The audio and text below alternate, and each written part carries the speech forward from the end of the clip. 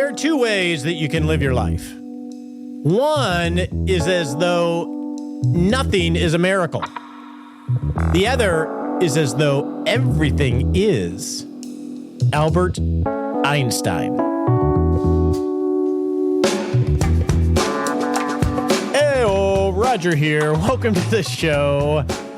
This is the show dedicated to helping you not just survive retirement, but have the confidence, because you're doing the work, to lean in and rock retirement. Today, we're going to talk about wonder as well as answer a number of your questions. In our Bring It On segment today, retirement coach Kevin Lyles and I talk about wonder, maintaining wonder in our lives. It was a fun discussion. And after we finished having that chat, which I'm going to share with you here in a moment, a few days after, actually, I had a conversation with two clients, husband and wife, who I've had the honor of knowing pre-retirement, navigating into retirement, and now they are full-time RVers. In their words, they're free-range fun hogs. I'll explain that in a minute. And when we have our check-ins, it's like, where in the world is Carmen Sandiego? I think that's the reference. They're always someplace different. And we go through every place that they've been and all of these amazing journeys and experiences that they've had as they have traveled across the country and actually a little bit internationally in their RV. They are on fire with their enthusiasm and joy. It's really inspiring. These people have so much wonder in the stuff that they're experiencing, that they're an exemplar that a lot of us could emulate and learn from. Now, it doesn't mean that they don't have troubles, that they don't have aches and pains because they're retired and they're of that age, but they still maintain wonder and enthusiasm. And recently, I think earlier this year, they started to post photos and small commentary on their exploits in exploring this country in little crooks and crannies that I'd never heard of, and maybe you haven't heard of. And I got their permission to share their blog with you, and we'll have a link to it in our 6-Shot Saturday email. It's called freerangefunhogs.com. I think they told me the origin of that name, Free Range Fun Hogs. Happy fun adventures wherever we roam. And on it, they have done a great job of posting a lot of video and photos of these little nooks and crannies. And really, I mean, I've not seen a lot of these places, and it's going to be maybe a action list to go do some of the similar exploits. So we'll have a link to this in our 6-Shot Saturday email, so you can maybe get inspired and either reignite or flame the wonder that you have in your life. With that, let's go talk to Kevin Lyles about wonder and then answer some of your questions. Now it's time to bring it on and talk about mindset and how that plays into you rocking retirement. And to help us is Kevin Lyles, coach in the Rock Retirement Club. What's going on, Kevin? Just enjoying summer. It's hard to say that here in Texas. We're trying. I'm keeping a good mindset. Yes, Ohio's had a pretty moderate summer, so it's been really nice. So what do we need to work on with mindset to rock retirement?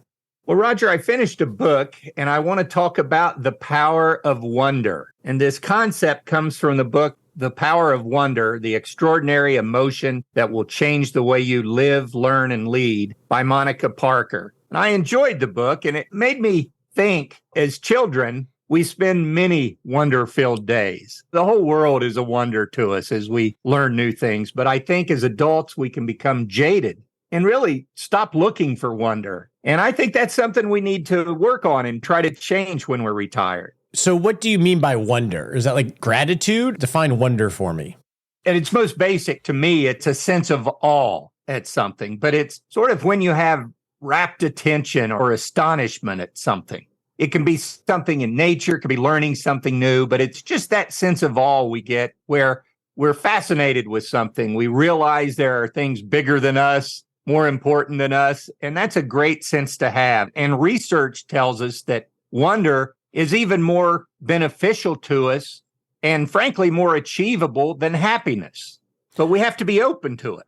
I just had something that made me wonder that I was like, wow, that's incredible. And I shared it with Graham, my nephew the other day who I had dinner with. He's going off to college. And it was on the Huberman Lab podcast, who's a professor. He knows Peter Attia. And I forget the gentleman that was talking about this, and I'm going to really butcher some of this, but I was blown away by it. So this researcher studied primates in Africa for 20 plus years, as well as be a Stanford professor on neurobiology or something like that. And he talked about there's this specific compound in the human that makes humans human in terms of rational thought, et cetera. And I can't remember the name of it because I was listening to it on a podcast. But when you look at it under a microscope, you can't distinguish this thing, whether it's from a fish or from a human. It's in everything, but you can't distinguish which one's human and which one's not. He said there's like 5 people in the world that can do it. And his point was, the way he explained it was, if you take an ant and you put the ant on a table, it's just going to wander around randomly. If you put 10 ants on a table, they're going to wander around randomly. But if you put 1,000 ants on the table, they're going to start to organize and build a colony, and they're going to enslave aphids and have this huge organizational structure. And so this thing that is in all of us that's indistinguishable, the thing that makes humans different is a matter of volume. We have billions of these things that organize in ways you could never imagine if one thing was just there by itself. That just blew me away. Yeah. I've read the debates as to whether or not animals are self-aware. Some people think that's what distinguishes humans. We're self-aware. Animals aren't. I don't know what I think about that. I've read a lot. Do you have an opinion on that one? I have a very uneducated opinion, I think. I don't know. I was just amazed at the fact that his argument was it's just the volume of these things that allow us to be self-aware and connect all these things and organize in ways. Just like 1 ant or 10 ants can't do it. So if you take a fish, it just has maybe 1 million of these things. We just happen to have an X% more. I was like, wow. And that's what we're talking about, Roger, because to some people, that would be completely uninteresting, wouldn't it? But it created a sense of wonder in you. And what gives us wonder is going to be very different for each of us. Many people find wonder in nature. I've mentioned before, walking on a beach, I'm filled with wonder always, just seeing the tides, the waves coming in, the wildlife, just the vastness of the ocean. That to me, or hiking in the mountains. The Grand Canyon is awe-inspiring to me. But others will find wonder in travel, seeing new places, meeting new and different people. Or it can just be simple things like you talk about. You listen to a podcast and we're filled with a sense of wonder. Maybe it's a trip to a museum or just tinkering with a car engine in your garage. And it can be very different. I know you took a couple of big trips this past summer. One to Alaska, one to Europe. Did you have some wonder there? I did, and I had some things that everybody else looked at with wonder that I was like, that's sort of cool. Like one on the Alaskan cruise, the glaciers. The boat went down just to go look at this glacier, and everybody was taking pictures and talking about it. I'm like, yeah, it's a bunch of ice. Cool. Were they calving? Were they breaking off into the water? They were not. Maybe that would be wondrous. But I'm like, it's a big thing of ice. Even in Murin, there are glaciers. The glaciers that basically big compacted things of ice, right? Even if it's on a mountain. Right. Okay. There's a bunch of those you could see. I'm like, okay, cool. A lot of ice. But they were wondered by that. What was the most wondrous thing? For me, it was the history for me. Like the cathedral that we went to in Cologne. The gentleman that guided us through was a professor at the University of Cologne in ancient history. So he provided the wonder. It took 400 years to build.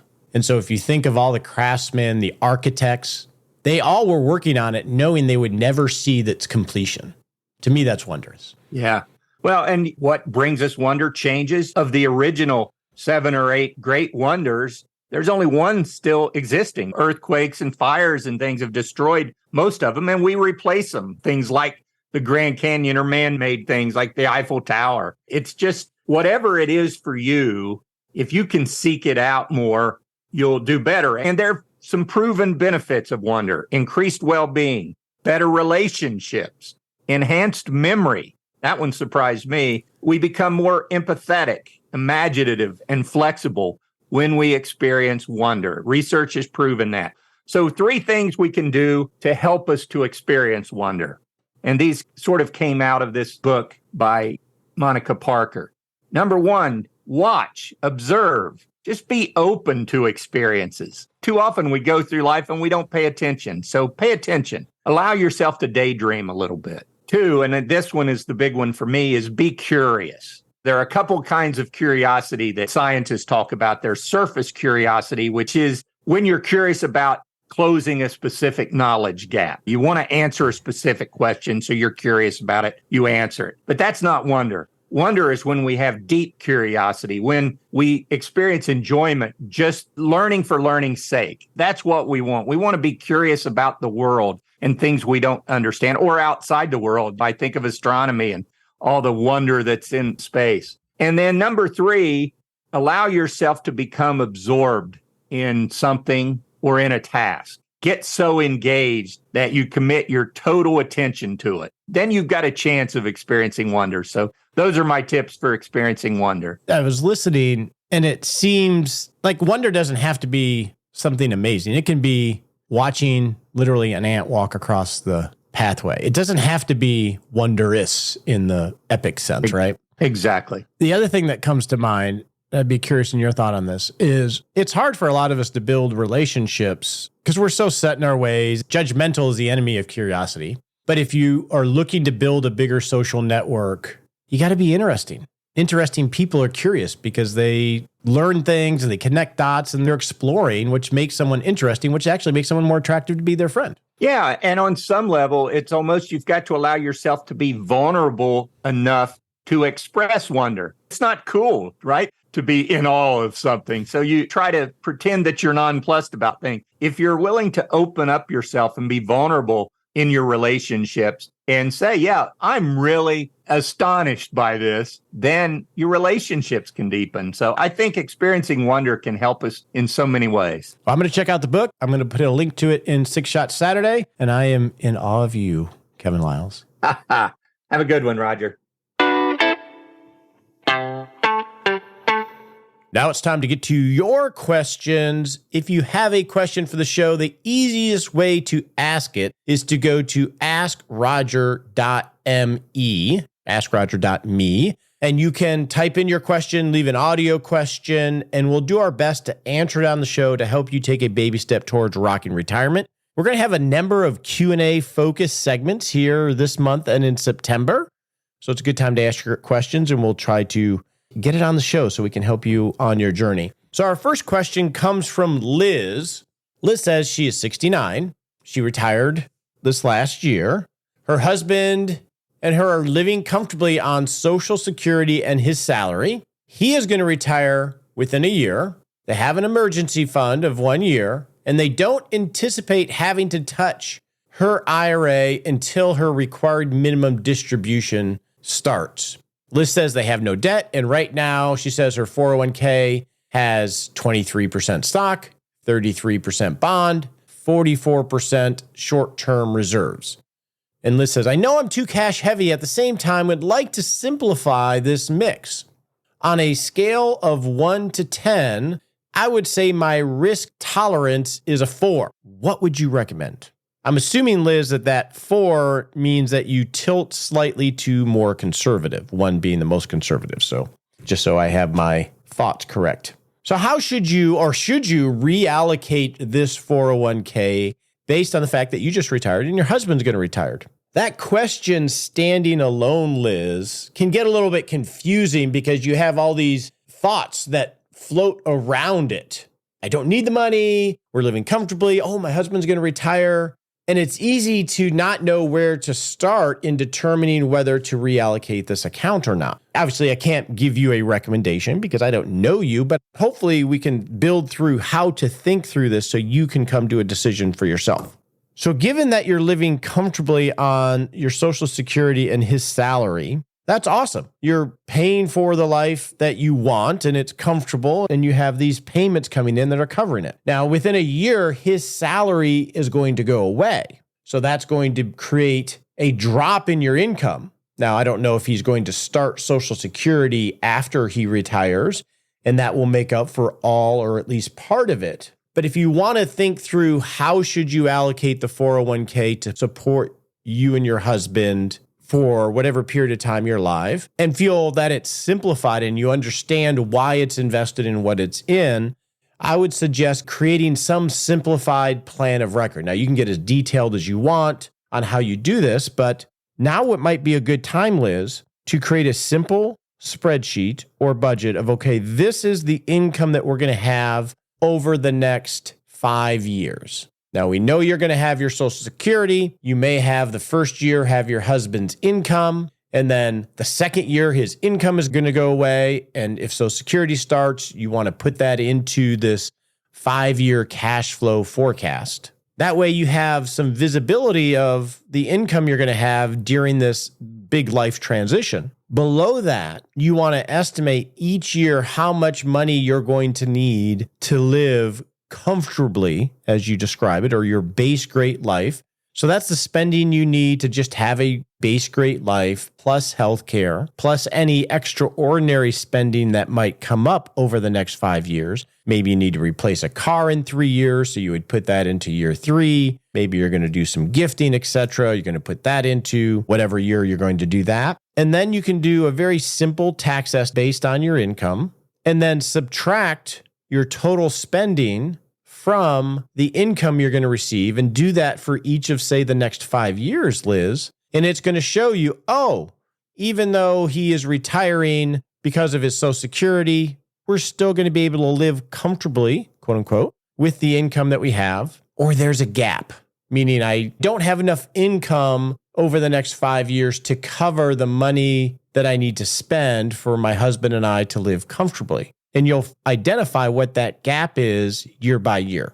Let's assume that it's when he retires that you need $20,000 each year to fill the gap because his work income has gone away, just as an assumption, Liz. But just go through this step by step. So if we assume it's 1 year, you're fine. And then years 2, 3, 4, and 5, you have a gap of $20,000 a year. Well, 20,000 times 4 is $80,000. So now you know that absent other income sources coming in or money coming in, you're going to need $80,000 from your money, your investments, your bank accounts, etc., to fill the gap over these next 5 years because your income is going away. So that $80,000, I think, is important here, Liz. So then in this example, and your numbers will be different, then you need to identify, where am I going to get that $80,000? Where am I going to get my extra $20,000 that I need to fill the gap in years 2 through 5? And then you would list out your accounts,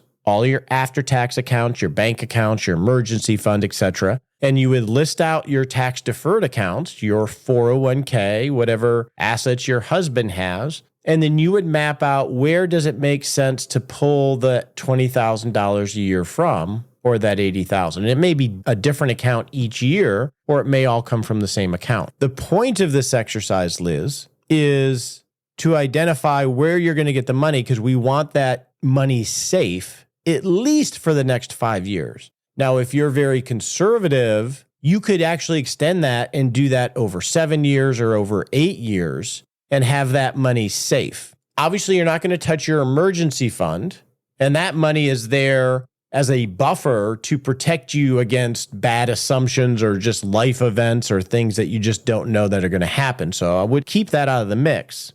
And then let's assume that it's your 401k that is going to come from, Liz. Then that means you're going to want to have that amount of money in that short-term reserve category that you mentioned. And the key with this amount of money, Liz, is that you get the money back. It's not at risk of going up and down. So that could be an insured cash account. It could be a money market. Thankfully, one of the upsides of interest rates going up is that we can earn money on those safe reserves. It wasn't that way a few years ago. And so I'll stick with my example. So at least $80,000 of that 401k in this example would go into that short-term reserve, if that's where you're going to pull the money from. And then the rest of the money could be a mix of more cash, bonds, or stocks. That money, we know has at least a 5-year time frame, or longer if you do this out longer, in terms of being invested. So we don't have to worry day by day or month by month what the markets are doing. It statistically is set up for better outcomes in markets that go up and down, whether that's stock or bond markets. And by the way, Liz, this entire process is under the pillar of making your plan resilient, meaning that when he retires and his income goes away, you two can feel confident in living comfortably for a long period of time. And it gives you a lot of liquidity to adjust if you guys make adjustments to what living comfortably means, because now you're both retired. So this is under that resilient pillar.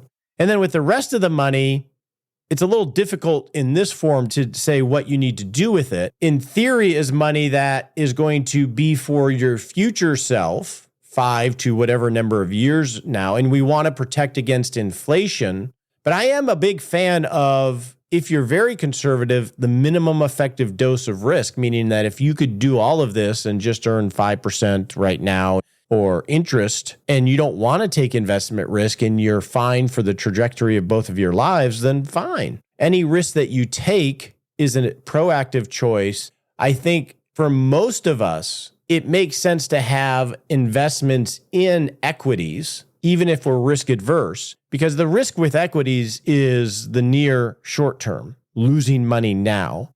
But long term, meaning for your 80-year-old self or even your 90-year-old self, equities provide income in the form of dividends. And over a long term, they are a very good inflation hedge, whereas bonds and cash-like investments are not. But I think, Liz, if you get your floor in place, so you and your husband have this liquidity bucket to know how you're going to live, quote unquote, comfortably over the next 5 to 8 years, then you can feel a lot more comfortable of having some equities and some bonds. Now, one tributary that you can take on this, I'll just put this as a footnote here, is if you're very risk adverse and would prefer to simply have guaranteed income, you could explore trading part of your assets, whether it's your 401k or other assets, to supplement your Social Security, yours and your husband's Social Security, with guaranteed payments so that you can, quote unquote, live comfortably without having to worry about markets and allocations, etc. I think that is a valid path for some people, and that involves giving up some control of portions of your money, your cash and your 401k, rather, to essentially buy a pension via some type of annuity product. I think that is a viable option for someone that is, we'll call it risk adverse or safety first. They would prefer just to have guaranteed income. And if they can forecast living comfortably on that, then hey, that's a win, right? But you want to think through it in a logical way to get to what the allocation would be. Because if you just approach, how should I allocate these assets by itself, it can get really confusing. And you're basically going from the wrong direction from a thinking hierarchy. So I would go through what we talked about in building a plan of record, whether it's a robust one or a simplified one, and let that lead you to how you should allocate these assets. Our next question is an audio question from Barry related to the diversification within common indexes. Hey, Roger. My name is Barry. I live in Athens, Alabama. Me and my wife are both 55 years old, and we have roughly about $3 million in investments, mostly mutual funds and ETFs, a few stocks. My question today is most of our funds are in a S&P 500 fund, specifically SWPPX. It's the Schwab S&P 500 fund. I was reading an article the other day about roughly 26 to 27% now of the money that's invested in the S&P 500 fund is in IT investments. Just curious to get your thoughts on, is that an issue going forward? My wife and I don't plan to take money out of our accounts to probably when we were 60 or 62, when we plan on taking Social Security at age 70. Our house is paid off. We don't have any bills. But again, just curious, what are your thoughts? Any concerns about 25% of our money going into the S&P 500 fund being in IT? Thanks again for your help and enjoy the show. Thanks. Bye-bye.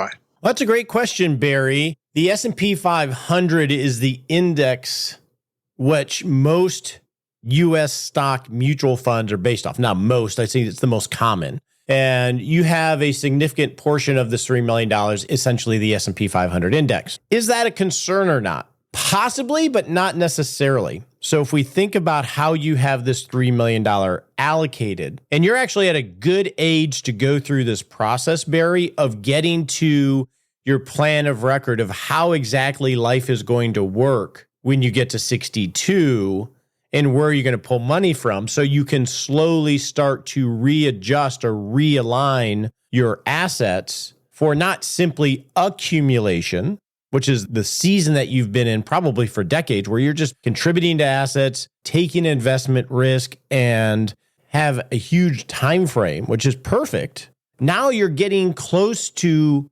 changing strategies to focus on the outcomes for you and your wife that you want from a life standpoint. The harvesting season doesn't mean that you won't still have assets growing, for sure. It just means that there's a slight adjustment here. So let's talk specifically about, should you worry about the S&P 500 index, of which you have a large position, being so concentrated in IT, which is information technology stocks. It's helpful to understand how the S&P 500 is constructed. So there are a number of sectors that the S&P 500 makes sure that it has exposure to. And some of the basic ones are basic materials, consumer cyclical stocks, financial services, a lot of banks, real estate, communication services, energy, industrials, technology is one of them, consumer defensive, healthcare, and utilities. So those are essentially sectors that you will have exposure to in the S&P 500. So first, it defines those sectors, but the way the S&P 500 is created is there's a Standard & Poor's company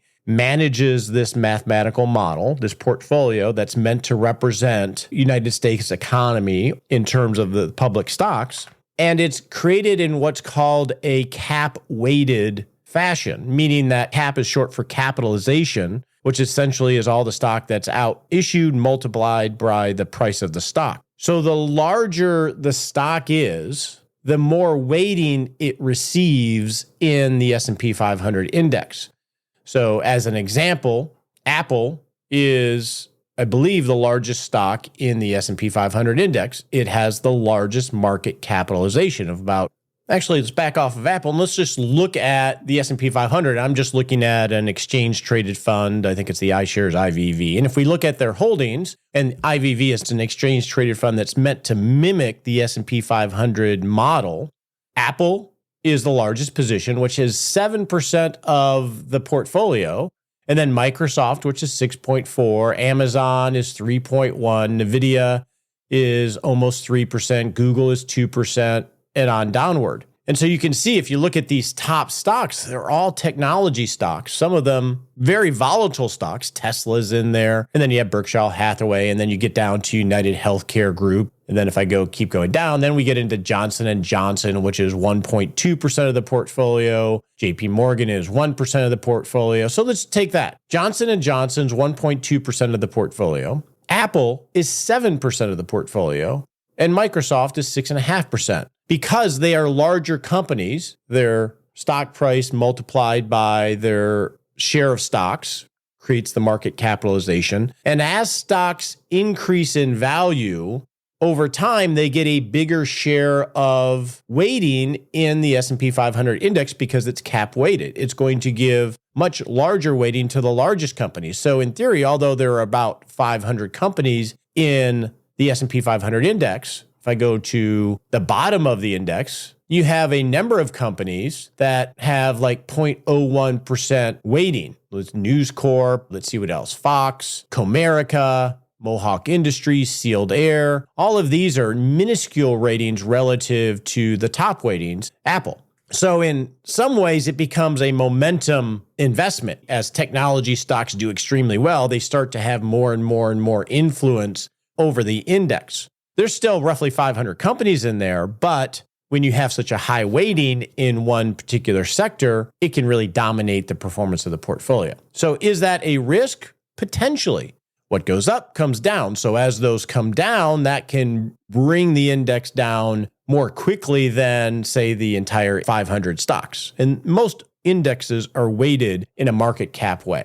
What are the alternatives? Well, there are what are called equal weighting indices, where they give an equal weight to every one of the companies. I'm not necessarily a fan of those because that is actually going to over-influence very minor players in the economy. My preference is to use index-like investments that are a little bit more thoughtful in how they're created. They put a profit screen overlay onto the general index, but they act very much like, say, the S&P 500 index, but there are some thoughtful things happening behind the scenes, profitability screen being one of them, as well as leaning towards what historically the drivers of return, a little bit more value weighted, a little bit more smaller cap, but still maintain the core thing that you get with index-based investing, which is very low turnover, which makes them tax efficient, and very low expenses. Expenses are a big driver here. And one of the biggest advantages of a mutual fund or an ETF that, say, tracks the S&P 500 is that they don't cost very much relative to active management. There are more thoughtful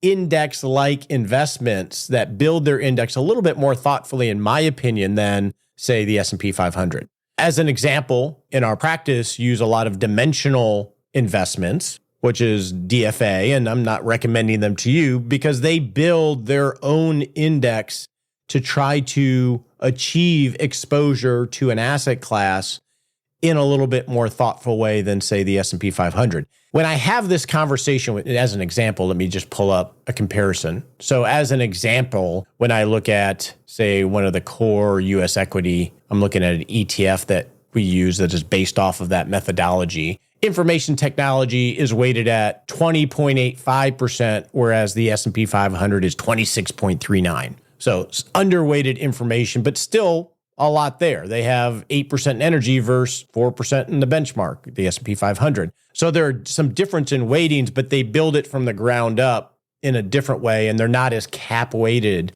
as some of these S&P 500 is, Barry. A lot of inside baseball here.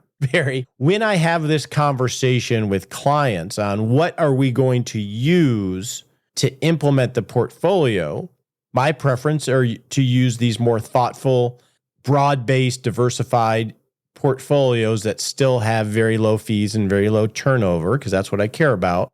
I care about those three things: broad exposure to the asset class, low fees, low turnover. But some clients have a preference for the S&P 500 or Vanguard, total market, pick your poison here. They have a affinity for those, or they have positions that have very large unrealized capital gains. So to pivot from one to the other could be a major tax bill. At the end of the day, it's not going to make or break your retirement. This is a stylistic thing of just trying to think thoughtfully in the optimization stage of your retirement planning, Barry. Long story short, I wouldn't be too concerned about you using the S&P 500. What I would say is the bigger decision that you need to focus on is my plan feasible, not just your investment assets, but your total assets? Do they support your forecasted lifestyle once you hit age 62? Is that feasible, 62 to say 92? And then secondly, start to make the plan resilient so your life isn't as dependent on markets going up and markets going down. As an example, if you're in let's say a 60-40 portfolio, 60% stocks, 40% bonds. And I'm guessing you're probably more aggressive than that. Just my intuition going there. And you have $3 million. And let's say it's 60% stocks, 40% bonds. If we were to go through the Great Recession of the 08 era from October of 07 to March of 09, that type of allocation, assuming you stuck with it from the peak of the market, which was October 15th, 16th around, to the bottom, which was March 9th, I believe, of 2000, that kind of portfolio would have gone down about 24%, peak to trough. So that $3 million would have become $2.28 million from peak to trough. Now, so if we went through that again between now and retirement, is your plan still feasible? Now is a good time to start making your plan feasible so you don't have to worry about the market so much, regardless if it happens. Whether you use the S&P 500 or some of these thoughtful indexes that are out there, that's optimization. I would focus on feasibility first and then making it resilient. You do those things, I wouldn't worry about the S&P 500 being tech heavy. So our next comment comes from Don related to the rule of 55, which says that if you retire from a corporation after the age of 55, you are able to take withdrawals from your 401k, not IRAs, from your 401k without the early 10% withdrawal penalty. That provision is in the code. Now, the caveat to that is the plan must allow it. So even though the code says it, if your 401k plan doesn't allow you to do it, you wouldn't be able to take money out and avoid that 10% penalty. Don had a wrinkle that he ran into that he wanted to share. Don says, I wanted to share a wrinkle that I ran into in exploring this option that brought things to a screeching halt. While my 401k plan does allow for transfers and early withdrawals after separation, it does not allow for partial withdrawals. Therefore, the benefit of sidestepping the early withdrawal penalty, even though I retired after age 55 and separated services, is negated by the lack of flexibility in my plan.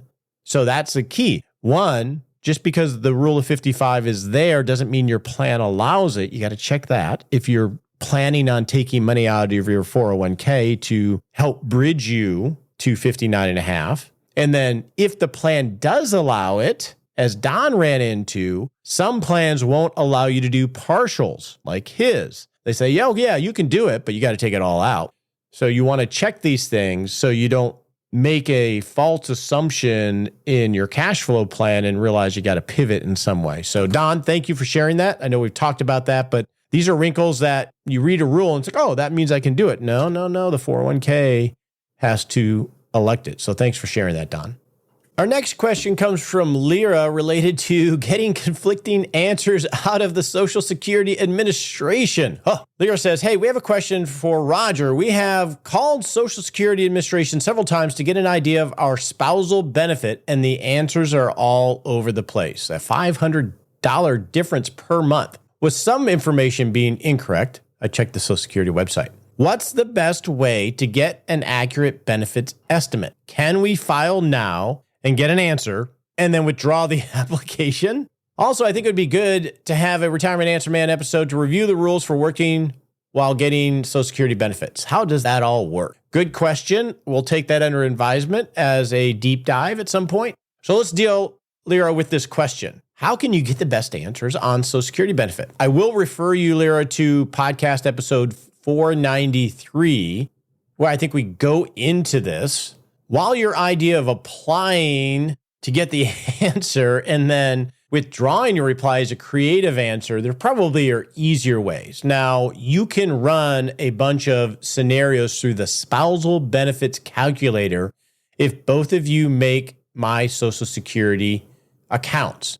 And we'll put a link to where to use that calculator in our 6-Shot Saturday email, Lyra, so you can find it easily. If you're not signed up for our 6-Shot Saturday email, by the way, you can go to 6shotsaturday.com or rogerwhitney.com. It's our weekly email where we do a summary of the show. You can listen to the show, I believe, right in the email. And then we share links to things that we talk about. And on that site, on that spousal benefit, it has a checklist of the steps to run the estimate yourself. But basically, one spouse logs in and gets their primary insurance amount, PIA. Then the second spouse logs in, enters the first spouse's PIA along with a few scenario details. And exactly how you do this is different depending on whether you're already eligible or not, but you can run scenarios that way and document the results. Another option is to use a free online tool, which is called opensocialsecurity.com. That's a third-party site. Another low-cost online tool is maximizemysocialsecurity.com, which I believe there's a cost for. A fourth option is that you can hire a consultant for a one-time Social Security analysis consultation where the advisor will plug in your details and with similar software to understand the input. Getting a hold of the Social Security Administration, whether it's on the phone or making an appointment, it can be extremely difficult depending on where you live. Now, I know some people in rural areas, it's actually really simple, but hopefully these resources, and we'll have links in our 6-Shot Saturday email, can help you make sense of all this. Next question comes from Jennifer related to some FOMO of missing out in the markets. Jennifer says, I am 53 and would like to retire at 57 to 58. I've been diligently putting money into my 403b, 457 brokerage account since my late 20s. All of my money is in index funds and target date funds. However, I haven't built up my emergency fund because I always put my money into index funds. It's not realistic for me to save up to 5 years of expenses in the next few years. Is it okay if my emergency fund is in a brokerage account invested in index funds? Should I de-risk by selling or moving my money to bonds? I have FOMO, fear of missing out, because I don't want my money sidelined if the markets go up. Thanks for your help. FOMO, I get it. Your accumulation muscles are very big, Jennifer. Oh, that's not really Arnold, but you get the point. And you still have some time, and it sounds like your retirement isn't as high def. You're not quite sure what age. Should your emergency fund be invested in index funds? I'm assuming equities. Some people would say that your emergency fund isn't so much about having cash, but having access to cash. A lot of times what they mean is HELOCs, home equity lines of credit or credit cards, etc. It doesn't mean about having cash available. It's having access to cash through some of these lending tools. And there is some validity to that, especially for people that are well overfunded for their life or wealthy. Proper use of debt can be a tool to help magnify growth if used properly. It also adds a layer of complexity and risk. Jennifer, my initial thought when I saw, no, you don't invest your emergency fund in index funds or equities. Why take the risk? I think of your emergency fund as a financial airbag. I don't know how much an airbag costs. I think it's a couple grand, adds a couple grand to the cost of the car. You never, God willing, use it statistically. So it seems like a waste of money unless you need it, like most insurance. It's really expensive. In this case, having an emergency fund not invested in the markets, unless you need it, then it's the best decision you ever made. I like to focus on the outcomes. And for you, if you're 3 to 6 years from retirement, I would start having sub money de-risked to help you fund your life. And I would do that via building a plan of record in the way that we've talked about consistently on this show. And we have a whole series on doing that. And Nicole possibly could link to that in 6 Shot Saturday. The fear of missing out. You're still going to have a lot of money invested in index funds, assuming equities. You're not missing out. You're just slowing down a little bit to solve other problems that are starting to come on the horizon, mainly replacing your income when you do retire. We think a good benchmark to start from is having 5 years of what you think you're going to need de-risked. I'm not suggesting that you do that now because you're a few years away from retirement, but I would start thinking about that. If you can't save up that money, you can focus on how do I slowly build a roadmap to reallocate to get to there over the next 4 years, because it's become outcome-based. And yes, you will miss out on market returns if they go up. You will also miss out on market returns if they go down. And luckily for all of us, one upside of where interest rates are is we can earn 5-ish% in T-bills. Now that can go away with interest rates for sure, but we can earn relatively reasonable rates in T-bills, CDs, etc. So we're not earning zero. So I get that feeling of FOMO, but the main thing, the intent of this whole exercise of having built up all this wealth, Jennifer, is to support your life. This is all deferred income that you could have spent, and you're getting closer to the time when you're going to need to spend that deferred income. And time horizon from a risk standpoint is, if assuming you're diversified, one of the main factors in possible outcomes. So I wouldn't put my emergency fund in equities, even if you could use debt to have access. I just wouldn't do it. Keep it simple. Our next question is an inside baseball question on, I guess, getting into retirement planning. Let's hear from Walter. Hey, Roger. This is Walter from Arkansas. Interesting question for you. I'm an aspiring career changer who would like to learn how to do retirement planning and specialize in helping people with retirement planning. And I've started down a road of taking the CFP coursework, and I hit a point where it was so dry that I actually stopped for a while and gave up for a couple of years, and then got back into it, finished it, and now working on the material to pass the Series 65. So my question for you is, should I go forward and spend the next 3, 6, 9 months or whatever it takes to go ahead and pass the CFP as a kind of ticket of entry into doing retirement planning? Or would it be more important that I just pass my Series 65 and find a network or some way I could start working part-time with folks and see how it goes? So I guess the crux of my question is for myself or other career changers out there who want to just specialize in helping other people with retirement planning, what is a pathway that you would suggest or recommend for people like myself? Great question, Walter. And this can apply to not doing retirement planning, but some other business. So to answer your question, get your CFP. You did the work, you dropped it, you went back to it. That is putting in the reps to build a larger foundation of real understanding of some of the complexities that are going to come up in any kind of financial planning engagement. Get your CFP. That's putting in the reps. In fact, I would argue as soon as you're done with your CFP, get your RMA, your Retirement Management Advisor certification. I happen to be on the curriculum committee for that through the Investment Wealth Institute. So full disclosure there, although I don't have any vested interest financially. Get retirement-specific education. And I think the Retirement Management Advisor there's only two that I would suggest, that or the RICP, but I think the RMA is less academic and more practical. And that is part of getting your reps on how you actually do this. I think that's table stakes. Now, getting your 65 is a separate question. Getting your 65 will allow you to actually get into the business of advice. So these are two different things. One is competency. And the reason I say finish your CFP and then get your RMA is so you're not unconsciously incompetent. And I say that nicely.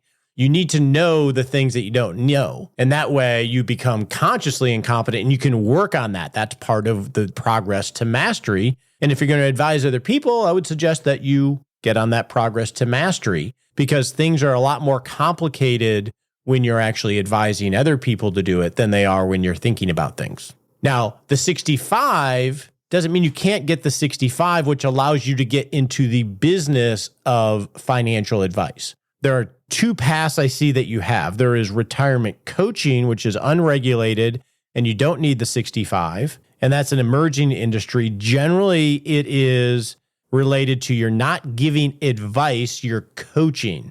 And those lines are really undefined and it's unregulated.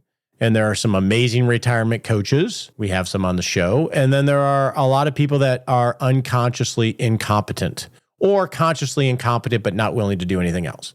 So that's a wide open field where you can actually coach people and not specifically give advice, especially on investments, particular investments, but help them build retirement plans and coach them through that. Getting your 65 leads you to become a fee-only financial planner where you're going to be associated with a registered investment advisor and actually be in the business of giving advice and managing assets if you choose to do so. Those are two very different things. So you'll have to decide which one of those paths you want to go on and also how much of a vocation is this and how much of an avocation is this, meaning how much is this about money and how much is this about just happy people have projects, you enjoy doing it, you want to help and give back. That will help you define which path you go on. But I would say get your CFP and I would highly recommend you get your RMA or RICP. To me, that's table stakes if you want to actually help people do retirement planning. Now with that, let's go set a smart sprint. On your marks, get set.